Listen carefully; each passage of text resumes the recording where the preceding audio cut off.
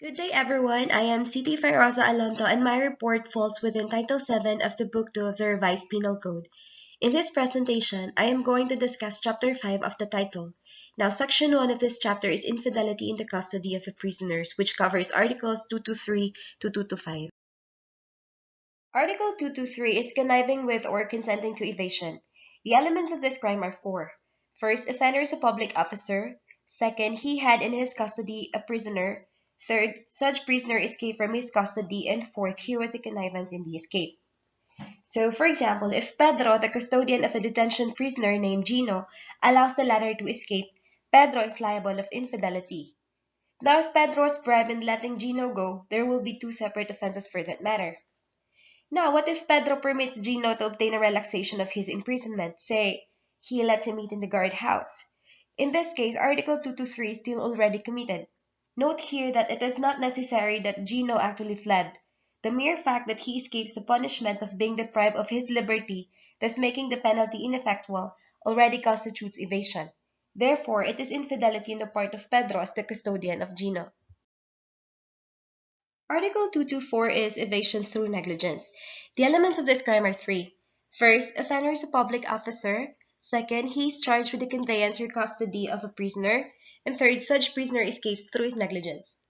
So now, Gino escapes through the negligence of Officer Pedro, but say because of Pedro's Herculean strength, he recaptures Gino. Question: is Pedro liable of infidelity? The answer is yes, because the essence of this felony is the carelessness of the offender that is short of deliberate non-performance of his duties as guard. Article 225 is escape of prisoner under the custody or conveyance of a person, not a public officer. To commit this, four elements must be present. First, offender is a private person. Second, conveyance or custody of prisoner or person under arrest is confided to him.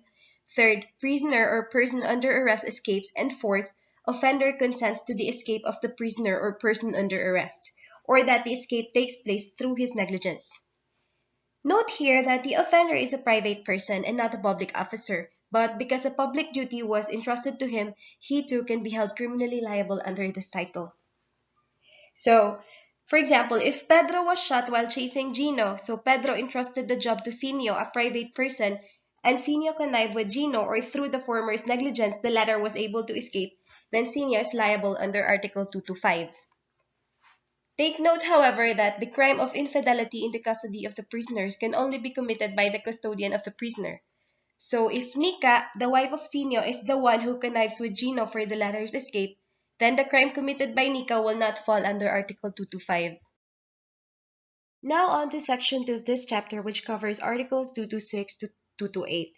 Crimes falling under this section can only be committed by public officers who are made the custodian of the document in his official capacity. So, if the officer has the document in his possession but he is not the custodian of the same, then this crime is not committed. So Article 226 is removal, concealment, or destruction of documents whose elements are listed here.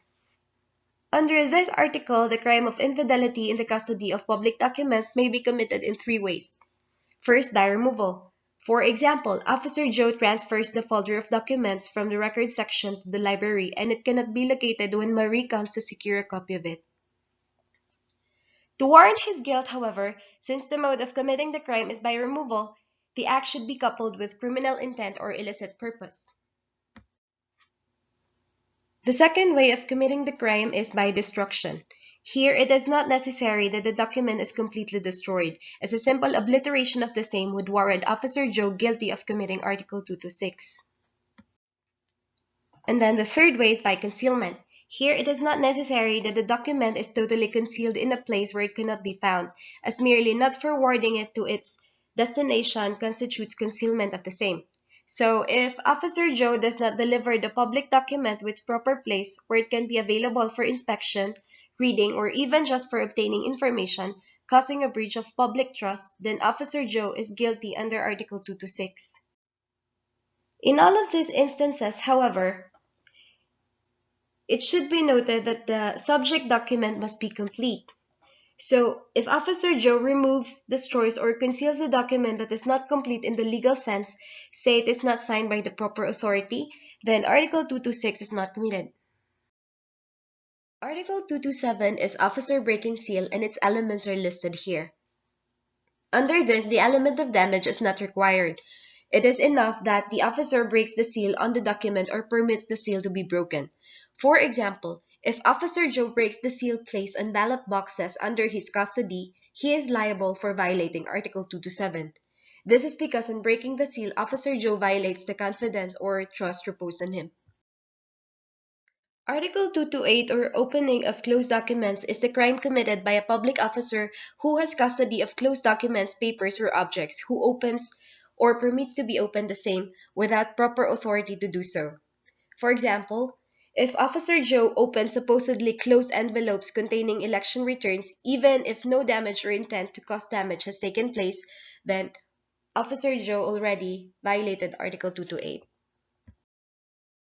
Section 3 of this chapter, or Revelation of Secrets, covers Articles 229 and 230.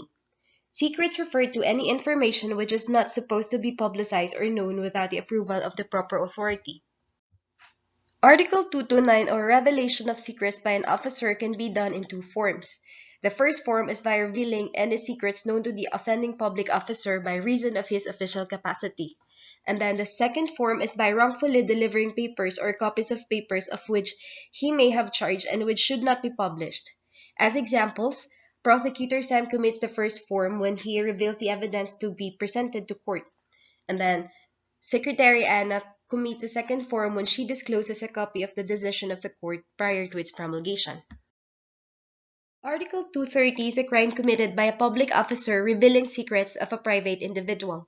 The secret revealed here pertains to private secrets which the public officer came to know in his official capacity. For example, Attorney Kim incurs liability when she reveals what she learned about George, whom she interviewed as a witness.